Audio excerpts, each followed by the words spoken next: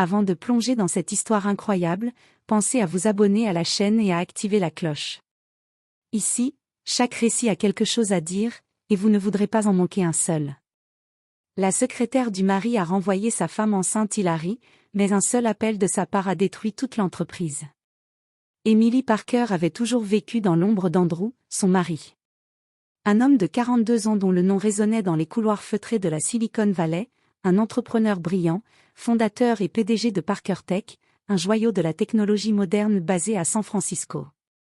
Pourtant, loin des projecteurs et des réunions stratégiques, Emily s'était construite une place solide et précieuse au cœur même de cette entreprise. Depuis presque 6 ans, elle travaillait avec une rigueur silencieuse, occupant le poste d'assistante administrative.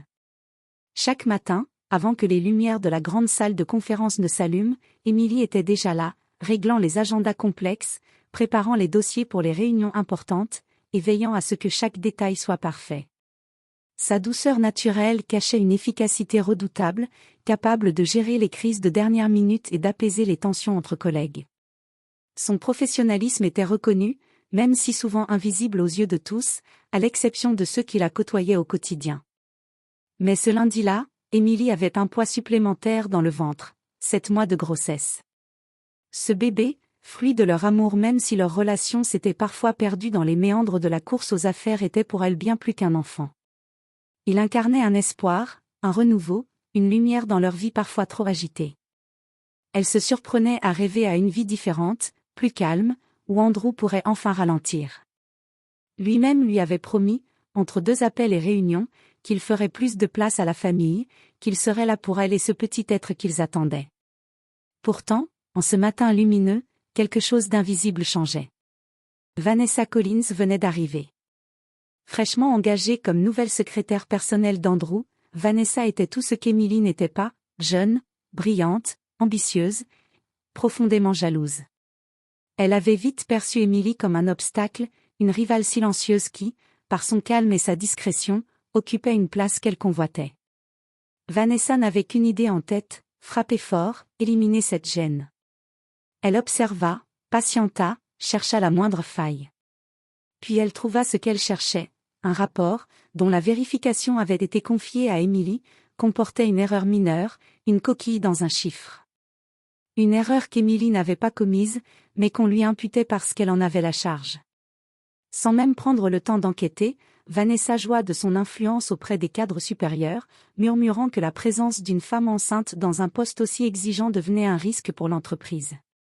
Elle lança des insinuations, Emily serait moins disponible, moins performante, une charge pour l'équipe. Les dirigeants, sous la pression, ne cherchèrent pas plus loin. La décision tomba, sèche et brutale, Emily devait partir. Ce fut un choc terrible. Emily sentit le sol se dérober sous ses pieds. Sa gorge se noua, ses mains tremblèrent alors qu'elle emballait ses affaires, incapable de croiser le regard de ses collègues. Elle n'avait pas eu la force, ni le temps, de prévenir Andrew. Le silence était son seul refuge, la douleur sourde de son unique compagne. Alors qu'elle franchissait la porte de Parker Tech pour la dernière fois, le monde sembla s'effondrer autour d'elle. Quand Andrew apprit que sa femme avait été licenciée, il se figea un instant, les yeux plissés derrière ses lunettes. Puis, un rire sec, froid et presque moqueur éclata dans son bureau. Un rire qui sonnait comme un mélange de dédain et de surprise. Elle s'en remettra, lança-t-il sans émotion à son directeur financier, Mark Reynolds, qui se tenait debout près de la porte, les mains crispées autour d'un dossier. Emily est douce, mais elle est une femme au foyer dans l'âme. Ce n'est pas une battante des affaires. Elle fera mieux de se concentrer sur le bébé. Mark, habitué aux sautes d'humeur d'Andrew, ne répondit rien. Il connaissait son patron, pour lui, tout se résumait à un jeu de chiffres, de résultats, et de performances. Une femme enceinte dans une entreprise de haute technologie? C'était un risque qu'Andrew jugeait inutile, une faiblesse dans un environnement où la pression était permanente.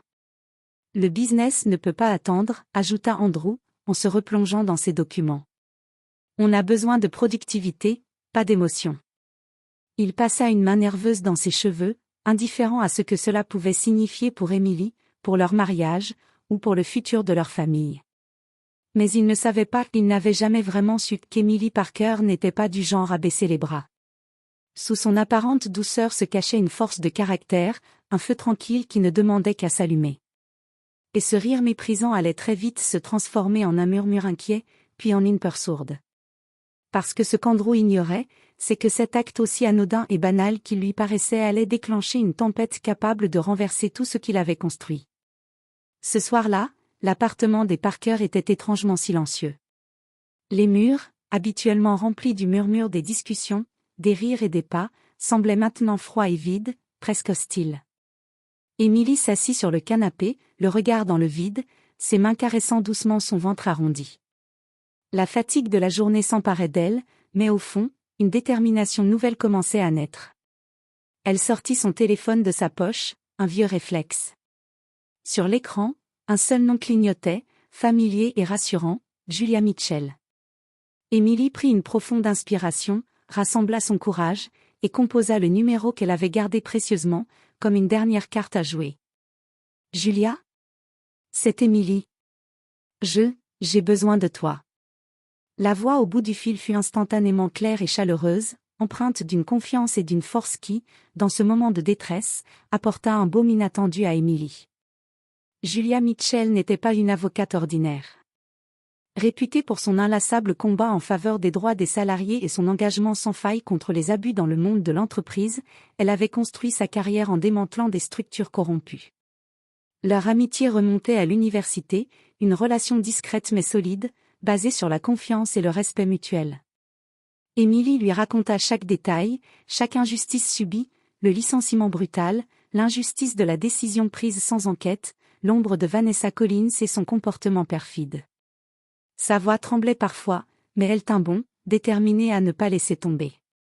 Julia écouta attentivement, posant quelques questions précises, notant mentalement les éléments essentiels. « Ne t'inquiète pas, Emily. Je vais m'en occuper, » dit Julia avec conviction. Dans les jours qui suivirent, Julia lança une enquête approfondie. Elle fit appel à ses contacts, fouilla les documents internes de Parker Tech, interrogea discrètement les employés. Rapidement, elle mit à jour un tableau bien plus sombre que ce qu'Emily imaginait. Vanessa Collins n'était pas seulement une secrétaire jalouse.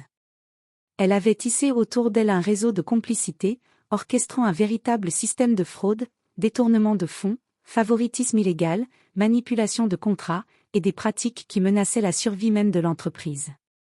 Ces découvertes furent une révélation. Emily comprit que ce licenciement n'était que la pointe visible d'un iceberg de corruption. Quelques jours plus tard, Julia Mitchell, forte de ses découvertes, prit une décision audacieuse. Elle contacta en premier lieu les principaux investisseurs de Parker Tech, ceux-là même qui, jusqu'ici, avaient fermé les yeux sur les agissements occultes de Vanessa Collins. Elle leur exposa, preuve à l'appui, l'étendue des malversations, détournement de fonds, contrats truqués, favoritisme malsain. Puis, s'appuyant sur son réseau de journalistes spécialisés dans les affaires économiques, elle divulgua ses pratiques douteuses à la presse. L'affaire éclata comme une bombe dans le monde feutré de la tech. Les médias s'emparèrent de l'histoire, exposant au grand jour la corruption interne à Parker Tech, et surtout, le scandale humain que représentait le licenciement injuste d'Emily Parker, enceinte et trahie par sa propre entreprise. Sur les réseaux sociaux, les #hashtag Justice for Emily et #Parker Tech Scandale devinrent viraux en quelques heures. Des milliers de messages de soutien à Emily et d'indignation contre les pratiques abusives se multiplièrent, galvanisant l'opinion publique. Face à ce déferlement, les partenaires de Parker Tech, humiliés et inquiets pour leur image, ne tardèrent pas à retirer leur financement. Les grands clients annulèrent leurs contrats, craignant d'être associés à un scandale qui risquait de faire chanceler l'ensemble de la société. Andrew, au cœur de cette tempête, vit soudain son empire s'effondrer sous ses yeux.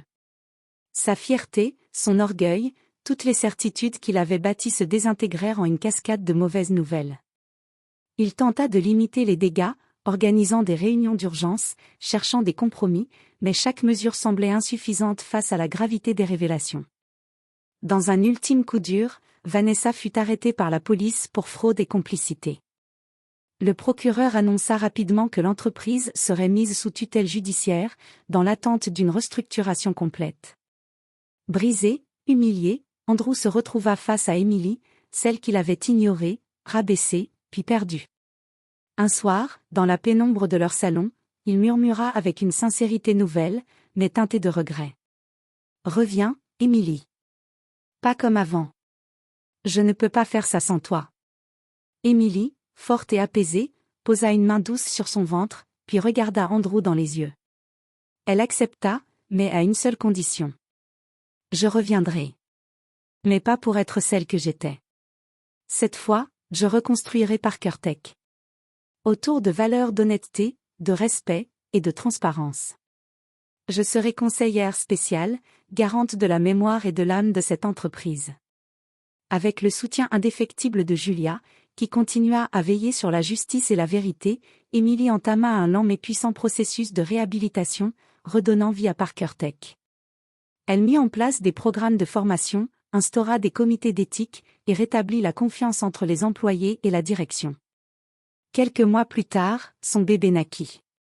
Un garçon, symbole d'un avenir meilleur, bâti non pas sur la peur ou la domination, mais sur la force, la justice, et la solidarité. Emily Parker devint rapidement une figure emblématique dans la lutte contre les discriminations au travail. Son histoire fit le tour du pays, inspirant des milliers de personnes, femmes et hommes, à se battre pour leurs droits et à croire en leur propre force. Quant à Andrew, il apprit à ses dépens que sous-estimer la puissance d'une femme, surtout enceinte, pouvait détruire bien plus qu'une entreprise, cela pouvait briser un homme et révéler une vérité longtemps cachée au fond de son cœur.